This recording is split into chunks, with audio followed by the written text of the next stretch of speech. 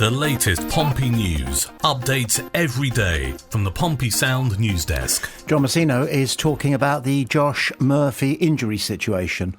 We tried to get Murph out onto the pitch for Saturday. He's just picked up a bit of a knock to his ankle. Maybe he's not quite been right this season so far. He's been playing through a couple of injuries as well. It's amazing his performances have been really good even despite that, and hopefully the rest of this week will get him right. He played with that ankle injury at Southampton but struggled through. I think it impacted him. As the game wore on, he felt it a bit more, but obviously he wanted to stay on the pitch. It definitely impacted him though. It's about getting that balance between the short term and longer term. We don't want him to keep playing on injuries. Two things about the Josh Murphy situation at the moment at Fratton Park. I wonder if you agree with me. Number one, we need him back. I think that's a universally voiced sentiment amongst certainly every Pompey fan that I've spoken to over the last few days. We need him back. We must have him back. People are saying we are a different team without him. We don't know where the goals are coming from, etc., etc., etc. So that's one thing. Overlapping that, allied with that in actual fact, is that we don't want to become a one-man team. In the past, Pompey have had spectacularly outstanding players who were just that much more important to the team than any of the other individuals, and somehow it's managed to work. I go back all the way to when Pompey had this fantastic midfield player called Norman Piper, and he was just a cut above not only the rest of his colleagues but every single footballer he came up against on a Saturday afternoon, because those were the days when football was only played on Saturday afternoons. But it didn't get in the way of the team, but it can get in the way of the team. It can get in the way of the player himself if he starts to believe his own publicity. I don't think Josh is that kind of a person at all, so there's probably absolutely zero danger there. But we know that people have come a-calling for him during the last transfer window, and my understanding is that Pompey may well be braced for more people coming a-calling if he keeps it up. He's still only 30. It is still young for a modern professional footballer. Ask that bloke who took us to the cleaners for Sheffield against Sheffield Wednesday for Sheffield Wednesday, who's nearer 40 than 30, I believe, and along with Matt Ritchie still going sound as a pound. So Josh has got plenty of legs left in him, plenty of crosses, plenty of hurtling down the left wing, and plenty of goals as well. And his people will be aware of that. And it's a very lucrative business, especially if you allow your contract to expire and you can almost charge whatever you like if there's a club who's got money and they want you to give you a golden handshake, it's called, isn't it? A golden hello. That's how it works nowadays. That's why there are so many undisclosed fees, because of the complexities involved in paying the player via their people.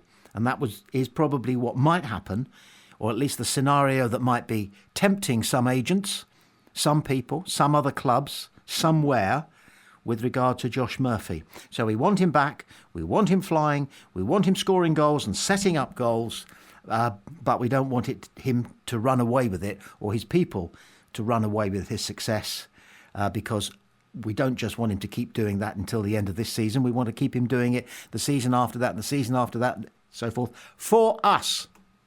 For Pompey. Portsmouth sporting director Rich Hughes has allayed the fears of St Johnstone fans that Toby Stewart could be recalled early from his McDiarmid Park loan. The 20-year-old has been a star player for Saints during a near-flawless team start to their championship campaign. After several solid performances, Stewart basked in the glory of 3 injury time saves that ensured the Perth side held on for victory over Dunfermline on Friday night. The loan deal agreed with Saints in the summer was for a full season, and that's still how the EFL club view the situation. Moreover, after the two clubs did business with Mackenzie Kirk heading to the south coast of England for £500,000 on deadline day, Hughes hopes there will be further developments in the, quote, blossoming relationship. Pompey have 5 senior goalies on their books, including Stewart, and Hughes says, "I wouldn't say having 4 goalkeepers currently in the building affects Toby's future with us. He just needs to keep playing games, that's how we're approaching it. As a result, he's probably well above the curve in terms of the amount of games played for his age." What we wanted to create this summer was an uninhibited pathway which he can continue until a point where he is good enough to challenge for the number 1 and number 2 shirt, which we think he might well be. Really rewarding to know that St Johnstone are having a great season and that a lot of the credit for that is laid at the door of our Toby Stewart. So there's lots of good things going on as far as this story is concerned for Pompey and for St Johnstone. One, it seems that Pompey are developing a good relationship with St Johnstone, and plenty of good players come out of Scotland, for goodness sake, and we don't have enough of them, frankly. You used to need at least 2 Scotsmen in your squad to get on in football, and we've been a little bit lax on that over the last year or 18 months. So forming a good relationship with an up-and-coming Scottish side has to be a good thing, so well done everybody there. No doubt that's Rich Hughes' telephone manner is standing us in good stead. Stewart himself is coming on clearly in leaps and bounds. He's still only just reached his 20th birthday, as I understand it. Therefore, he is, for a goalkeeper, extremely wet behind the ears, and yet is putting in these towering performances. And they love him up there, and they respect what he is bringing to the heart, of the very heart of their defensive capabilities. And that augurs well, of course, for us. And that's where we need to finish with the many credentials that are flying around Toby Stewart at the moment. It's great for Pompey. Obviously, it's great for the lad himself. He must be feeling good. Hopefully not too good. We know what overconfidence can do in football. Hello, Sheffield Wednesday. But he's feeling good because he's playing well and because he has prospects. And he must sense that he has prospects. He must sense that he's going to be a top-flight professional goalkeeper, because we do, and Pompey do, and Pompey's goalkeeping coaches do. And his family no doubt do, because he has got potential. He has surely got the potential, I'm going to say it out loud, to be a Premier League goalkeeper. This is what we're all fighting shy of saying because we don't want to hex the whole thing. Our academy is really beginning to produce some youngsters. And there are some good youngsters coming through who may well have the same credentials. But Toby Stewart, at the moment, appears to be the one who is really up and flying. A year with St Johnstone and then back at Fratton Park, and they'll have a look at him close season, obviously next summer, and decide whether he's going to be one of our main keepers, spending much of his time on the bench, which is okay because he will have learnt all he can at the age that he is of the craft that he has, whilst he is taking St Johnstone into the Scottish Premier Division. So, all in all, an absolute fairy story filtering down from Perth in Scotland. And well done him, well done St Johnstone, and well done Pompey for keeping their guidance of Toby Stewart so meticulous. Former Ipswich striker Alex Matthew reckons Pompey's trip to Portman Road this Saturday could come at the perfect time, with Kieran McKenna's side still finding their feet after a massive summer shake-up. Matthew, who banged in 38 goals in 109 games for Ipswich, including a couple in their 94-95 Premier League campaign, now watches his old club from the BBC Radio Suffolk commentary box, and he's not convinced they're anywhere near ready for an instant return to the top flight. That could play right into John Mousinho's hands as his Pompey side look to bounce back from their disappointing loss to Sheffield Wednesday. McKenna's had his work cut out rebuilding the squad after relegation, bringing in 11 new faces while showing 14 players the door, including Connor Chaplin, who made the switch to Fratton Park on loan.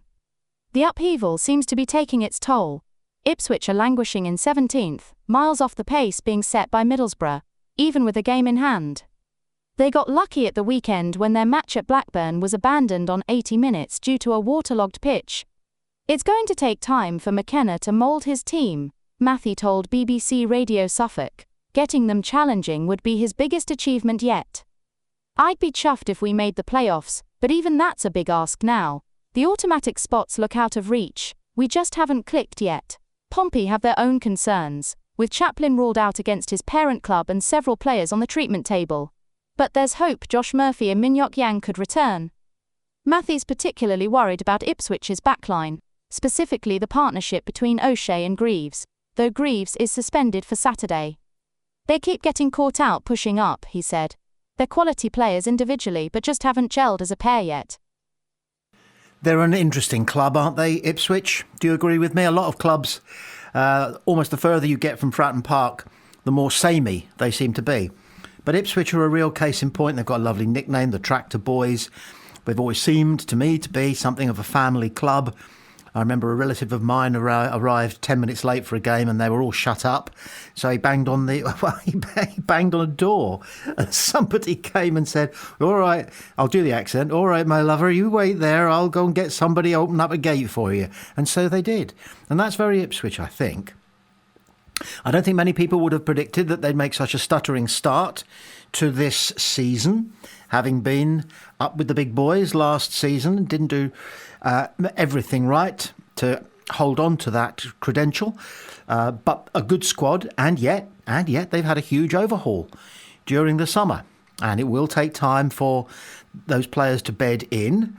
Their version of Guy Whittingham, who commentates colour for BBC Radio Suffolk, isn't it, is saying, I think between the lines, that they better watch out because Pompey might just come and do something to them. Similar to what happened to us against Wednesday on Saturday, Pompey might just surprise us. After all, it shouldn't be such a surprise because they're well below Pompey in the league and they've been having some bad times and some bad luck. I don't know if you caught it, but I believe on Saturday they were a goal down against Blackburn when the heavens opened, and with just 10 minutes left, the ref had to abandon the game. And from all comments that I've seen, the ref got it absolutely right. You'd think, 10 minutes with the rain pouring down, let's get this one done and dusted. But you've got so many things to think about. First of all, which is the authenticity of the football, because you cannot play any kind of football if there's an inch of water or above the surface right across the pitch, which is what they were getting close to. Not only that, there's the possibility of injury, of course, and the fact that the game could have been skewed by the weather. Football needs to be played, literally on a level, dry playing field. Nobody has disputed that the decision to abandon was right. Where there has been some discussion is whether the score should stand or whether the game should be replayed. And Ipswich were pointing out that if the game is replayed, if it's replayed soon, they still might not be ready to take on the likes of Blackburn. So they may just lose a second time over. But not only that, it's going to give them some fixture congestion this early in the season. If the game is deemed necessary to be replayed one midweek evening in the very close future for a whole variety of reasons. So Ipswich are feeling they're rocky and they're rocking a bit. I'm not saying they're on the ropes, but their man at BBC Suffolk is saying, I think they could be there for the taking. But if we learn one thing from Saturday against Sheffield Wednesday, it is do not count your chickens, ducks, or any kind of bird life before they've hatched.